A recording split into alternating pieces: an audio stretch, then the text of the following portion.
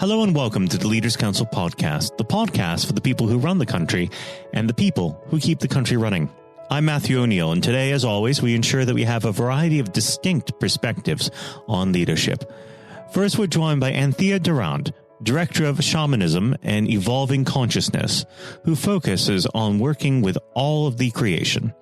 Anthea, hello. Hello, Matthew. Thank you for coming on the program today. Before we actually start discussing leadership, we should probably approach the subject of coronavirus. How has that affected your business? Well, I do a lot of face-to-face work, so obviously that is quieter, but I'm going to be developing some online courses. But I've been supporting people by sending out regular emails, mainly to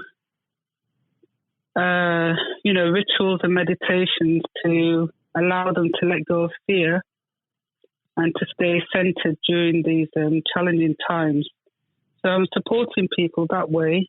And over the next few months, I'll, probably do a number of free things, such as regular emails and regular online forums to support people during this process, because my work is very much about empowerment and healing others.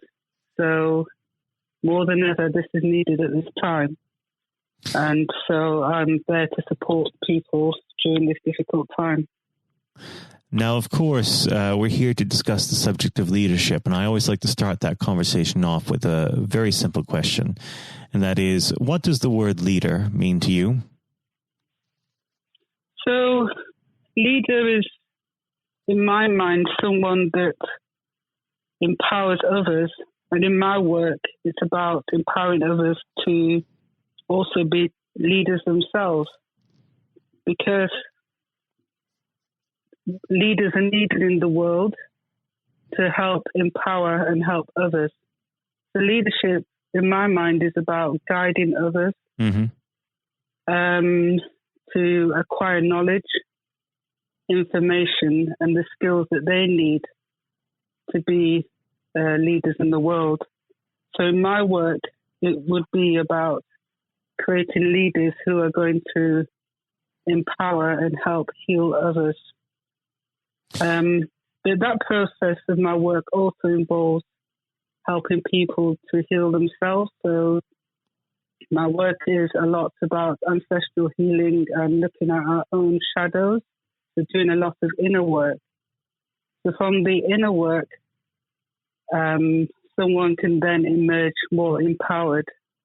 Right. And to help other people with that work too, along with when they're going out further in the world, being aware of what may trigger them or what may affect their confidence, so they can overcome that and take more of the steps to be out in the world as leaders. Now, let's talk about leadership in the sense of your business model. Now, when it comes to the people that you work with, what sort of leadership dynamic do you impose? Leadership dynamic? Well, when I work in groups, I run a number of workshops where people will work together to share skills and to learn from each other. So my business model is about creating a space where people can work together in pairs and gain confidence from receiving feedback from another person on how a process has been. And so from this repetitive skill framework, someone then emerges more confident in going out, say, as a healer or as someone that will be teaching what they feel they want to bring to the world. So my work is actually holding a space to help people to connect to their own gifts and what they feel they want to bring out in the world in a unique way. So I think that is unique because it then allows people to align more with their own soul resonance and what is right for them to bring out in the world. Well, let's go back to the very beginning of your working life when you first started out in the world of work. Were there any particular influences on you, whether they be a role model or a set of circumstances that formed you as you are today? Yes, well, for over 20 years, I worked as a housing manager in social housing. So, at one stage I was responsible for a huge council estate near Elephant and Castle with over 2,500 properties. I was responsible for 35 staff and a budget of £4 million. And, that was a very pressurised environment with a lot of responsibility to ensure that a service was delivered to council tenants who were experiencing various issues such as homelessness, antisocial behaviour, etc. But what it did give me was a number of skills such as working under pressure, very good management skills. And during the latter part of that period of time, I then started to train in healing and in teaching others. And so that involved traveling all over the world and training with various teachers, various shamanic and spiritual teachers to help me develop my skills. And I was lucky enough to have a main teacher who was called Tarif, who's based in Glastonbury, who helped me really step into more of who I am. And again, he was very empowering because he holds a space for you to allow you to connect with who you are. So he doesn't tell you what you're here to do. He again holds that space to allow you to connect with what you're here to bring to the world. Now, of course, leadership changes in many different styles and in many different times of life. When people are first entering the workforce, what's the most important thing they need to know? When they're first entering the workforce, did you say? Yes.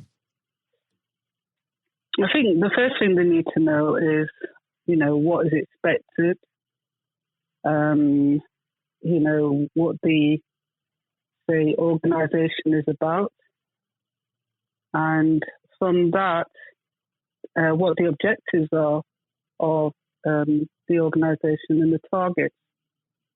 And so that is the core foundation that is needed in order for then a discussion to happen around what training the person would need in order to help meet those objectives or to what they feel they need to perform to their best within that environment. So a large part of my background, again, was in training. So I was a trainer for a while. So I was very aware of the need for competences and the need for training and the different learning styles to ensure that an individual could reach their potential in the workplace. Now, unfortunately, our time together has drawn to its close. But before I let you go, what does the next 12 months have in store for your business? Well, I am very proud to say that I have a book coming out May, June, which is, the title is Illumination of the Shadow, Ancestral Wisdom from the Past to the Future. And as you can tell from the title, it's very apt for now, and I was guided to write that for now.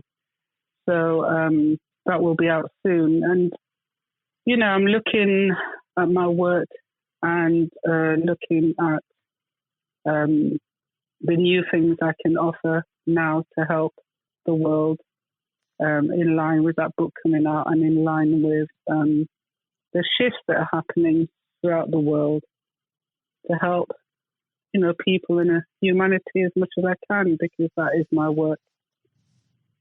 Well, I look forward to having a chance to speak to you in more depth about your book the next time we have you back on the program. Anthea, it's been an absolute pleasure. Thank you. Thank you very much, Matthew. Thank you for having me. That was Anthea Durand, Director of Shamanism and Evolving Consciousness. And now, if you haven't heard it before, is Jonathan White's exclusive interview with Lord Blunkett. We're joined today by David Blunkett, Lord Blunkett, former Home Secretary, former Education Secretary. David, thank you very much for joining us today. You're very welcome. It's always a pleasure, but since we are talking around the theme of leadership, it would be remiss of me if we didn't start with the leadership election going on in the Labour Party. Apart from, I'm sure, your delight that a certain someone is leaving a post, what are your thoughts on it so far? Well, I think the party membership are going to make a very clear decision. Are they in the stands watching, or are they on the pitch playing? And if they want to play, then the two candidates that are in for the future are Lisa Nandy and Keir Starmer. I'm personally backing Lisa because I think she's a brave woman with a tremendous amount to give. She's got really good, positive ideas. I like them because they're about building from the community rather than command and control from the centre. They're about a new form of social democracy and socialism rather than trying to replicate a failed past. And she can reach out to people that others can't. So I'm giving her my backing. I think Keir Starmer is very professional, very able, and presents extremely well. And I hope that one of those two actually come through in the election on the 4th of April. There has been a lot of criticism, especially from four candidates a little further left than them, who've criticised even the last Labour government as being part of 40 years of Thatcherism.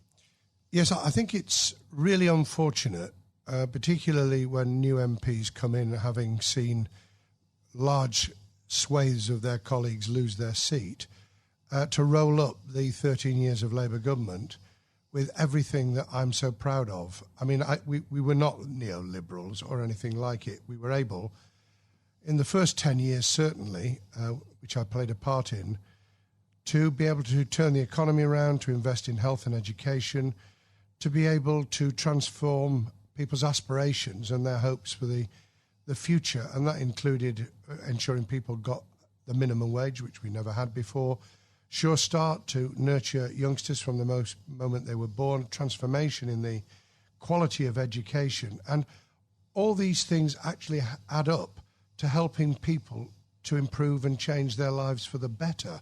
And anyone who thinks that's not good and that isn't a government to be proud of needs to answer the question, what shibboleth is it that you would want that would actually have done more to change those lives?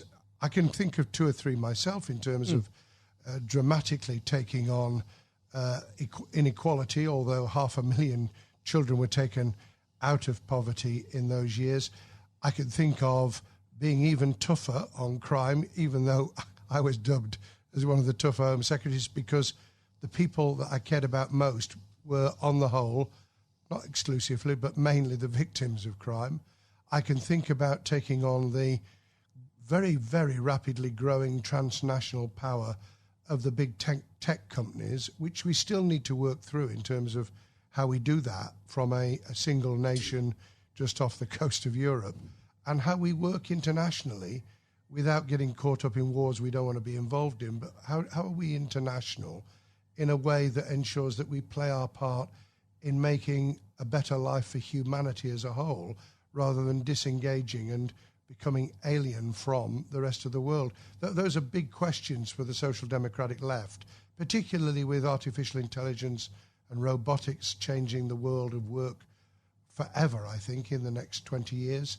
An ageing population. Labour got 18% of the over 65 vote in the general election.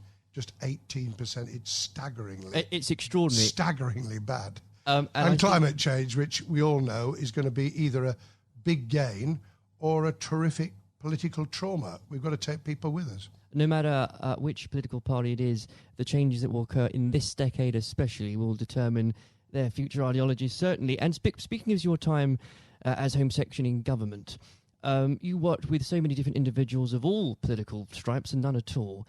Is there someone, and on the theme of leadership, that stands out to you that embodies some of those qualities you described earlier? Yes, I mean, it's on the theme of bottom up. It was some of the most inspiring head teachers and classroom teachers who, in really, really difficult circumstances, were actually transforming the life chances of children, by inspiring those children to want to learn, to, if you like, lighting a candle inside them, giving them a window on the world, which created an inquiring mind and an understanding that the world was their oyster, that they could do things with support. My philosophy has always been mutuality and reciprocity. We need mutuality to support each other. We need reciprocity in terms of understanding that we don't just take, we give a lot as well. And I suppose that really comes down to if you're prepared to do something for yourself, we're prepared to do something to help you. And that's fundamentally in education, but it is in all sorts of walks of life as well. So you can have innovation, you can have entrepreneurship and creativity in business, you can have the way in which people turn things around for themselves. Small businesses have done that, the contribution to new ways of doing things, of thinking differently about our economy. Those are all grit to the mill. Those are the things we need to do. And we can do them together. It's not that you're on the side of the devil if you're an entrepreneur, or you're on the side of the angels if you work in public services. We are dependent on each other. Oh, you can't have one without the other. Yes. And I think, to coin a term, extraordinary, ordinary people, and especially when it comes to, given your answer, David, to teachers, to carers, people that honestly don't get the recognition they deserve on a day-to-day basis. And without them, half of society wouldn't function. Completely. I call it civil society, which functions even when government isn't functioning. It's the glue that holds things together. It's people working and living and having their being together and recognising that they are dependent on each other. I've obviously met incredibly inspiring leaders in a different vein. I was very fortunate to have met Nelson Mandela 3 times. I met Bill Clinton a number of times, both of whom, in very, very different ways, were inspiring leaders. I've met people in leadership positions who couldn't take a decision to save their lives.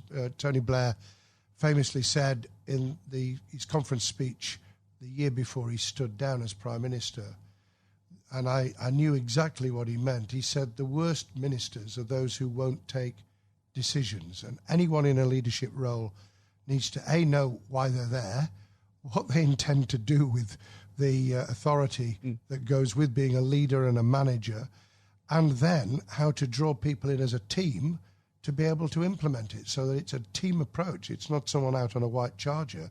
It's someone who can mobilize, motivate, provide incentives for people to feel that they're part of the solution as well. And I think whether it's politics, whether it's business, whether it's sport, it's exactly those qualities that you need to succeed in any of them. Yes, it is. And if people recognise that and they have a clear idea themselves, they have and build, because you can build, leadership qualities. They know how to manage their own time and their own emotions, because we all, from time to time, feel like really losing our temper, and I don't pretend for a minute over the years that I haven't. How to control your own feelings and emotion, and how to bring the best out in other people's. How you work out that people who are really good don't threaten you, they complement you. People who have complementary skills to you are really valuable. And I suppose the ability to listen, not just for its own sake, but to listen because you are conglomerating, I suppose you would call it plagiarizing, thoughts, ideas, ways forward from everyone around you. I often think that football managers wouldn't do too bad a job if they actually talk to the fans after the game. Well, everyone knows, David, you're a big Sheffield Wednesday fan. I know. Can't be easy having to hear the praise of Chris Wilder and Sheffield United every week after week. No, it isn't, although it's damn good for Sheffield, so I'm being a bit magnanimous at the moment. That's very good about of you. Sheffield United in the Premier League, because it's change. It does change. It lifts the image of the city internationally. If you're not just because it's Sheffield United, but because if you're playing Liverpool and you're playing Man City, then that's a global audience. You're immediately beamed across the world. So that's good. I could cry sometimes. We can beat Brighton, Premier League side, in the FA Cup at Brighton. We can beat Leeds at Leeds. I was there when we beat them 2-0 in January. And then you can lose 5-0. And then you lose 5-0 Yeah. at home to Blackburn, and half the fans were out of the ground by half time. What would a manager Blunkett say in this situation? I would have asked myself a very simple question. What went wrong with motivating those players so that when they came out on the field, they walked instead of ran? They didn't have any of the passion they'd had the week before at Leeds. They showed no drive and incentive to take hold of the game. What went wrong with the same players who'd played very well the week previously? And if you could answer that question, and something may have happened, who knows, something during the morning before the game started, something may have gone sour. You get the answer to that question, and you then start to ensure that we never do this again. Yeah, well, I'm a Chelsea fan, so I'm beginning to feel your pain at the minute. But I would like to pick up on another point you just made, actually, David, about choosing a strong team, people that complement you. A lot of criticism that Theresa May got as Prime Minister was that she tended not to pick, perhaps, the more ambitious, the more ministers that might well challenge her. One of Boris Johnson's, for all his faults, he has been said in the past, he's a man that picks people that are good at their briefs. Do you agree with that? Well, I'll reserve judgment on that until I see the outcome of the reshuffle, which, as we record this podcast, has not yet happened. And I imagine I would be very surprised if he didn't have quite a brutal reshuffle, not just to get people in who he likes, but people who are going to be really sparky and able and clear at doing the job, because you can have all the best ideas in the world, you can pronounce on what you're going to do, but if you haven't got leaders in those departments prepared to do it, if they're just toadies, by the way, and there is a tendency, a new Prime Minister, large majority, got to be very careful that you don't pick people because you're receiving the echo of your own voice when you're speaking to them, but get able people in. I won't comment on some of the less able, but there are clearly in the cabinet as I speak at the moment people who are really just not up to it. I mean, incidentally, anyone who won't be cross-examined by decent journalists on the BBC, who've changed their minds recently about Sky, isn't worth their salt. But part of being cross-questioned is to demonstrate to yourself that you've got a grasp of your brief, that you believe in it, and that you can persuade people of it.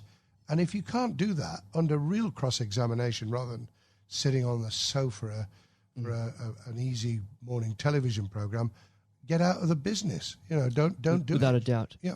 And also, I should add, that is how Leaders of All Stripes earn that respect in the first place. But there is a question, isn't there? And try and answer the questions. That's what I always tried to answer the questions. Or be very good at avoiding them. Either way. The way of avoiding them is to take it head on and say, I'm not going to answer that question, explain why. Quite. And I think that one of the great things about the Leaders Council especially is that it takes and talks to people, again, from all different backgrounds, leading something very different, whether it's a charity, whether it's a business, whether it's in politics. There comes points, though, and David, you must have experienced this, whether as leading Sheffield City Council or as Home Secretary, when people are looking at you for leadership, where do you get your strength from? I think there's something inside all of us. There's a tenacity, there's an ambition, there's a desire to get things done, to make a difference inside you, whether you're in public service, the charities, or you're driving a business that actually says, this is why I get up in the morning. So you've got to have something internal to yourself. The second is the satisfaction you get back, because you do, from seeing things change for the better. You can take pride without being egotistical. There's nothing wrong with being proud of what you do and to want to do it even better. And that's why you need both sharp minds around you. In my case, it was special advisors as well as ministers. I pretty well picked my ministers. Sometimes Tony asked me to take people who I was a little bit iffy about, and we had to meld people into the team. I was able to pick all my own special advisors, and that really did make a difference.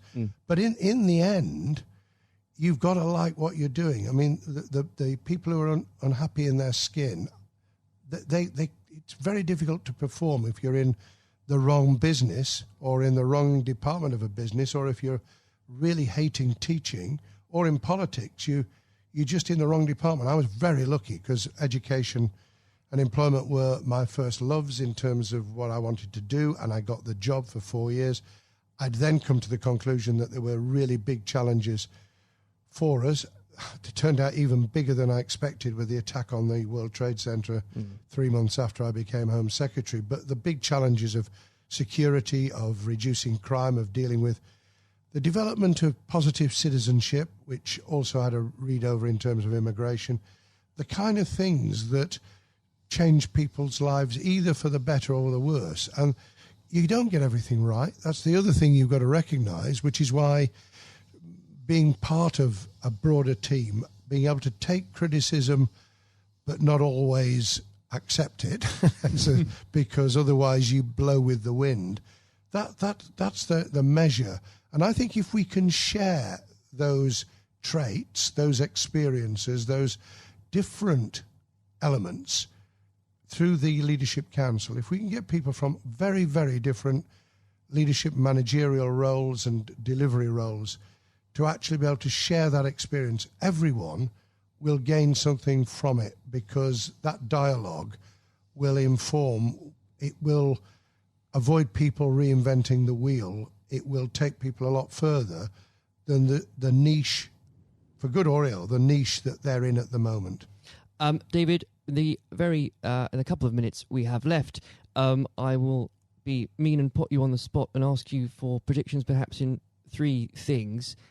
What will happen in the Labour leadership contest? How will the next few months go for the government after Brexit, after we leave the European Union on the 31st of January? And where will Sheffield Wednesday finish in the league? Lord above. I'm not sure which is the most difficult of those questions.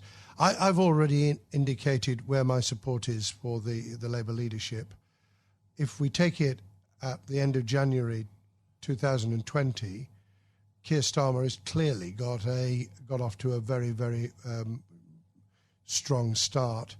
I think, however, it will be very much down to who can reach those parts of the Labour Party membership that came in on the back of Jeremy Corbyn's election in 2015 to that post, who can be persuaded that what they want to see and the big changes they'd like to enact can only be brought about in any form if we win, and we win back the tragic loss of people on our side in December 2019, and that's got to be Lisa Nandy or Keir.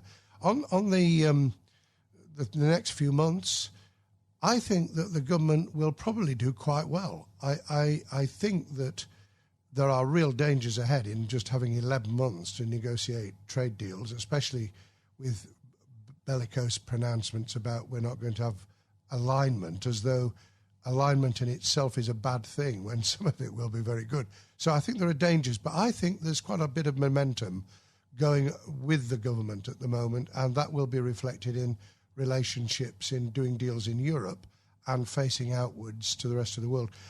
Sheffield Wednesday, God help me. I mean, how is it that 2 of the things that are most important to me, other than my family and loved ones, is football and politics? I think Sheffield Wednesday will be hard-pressed now to get into the playoffs.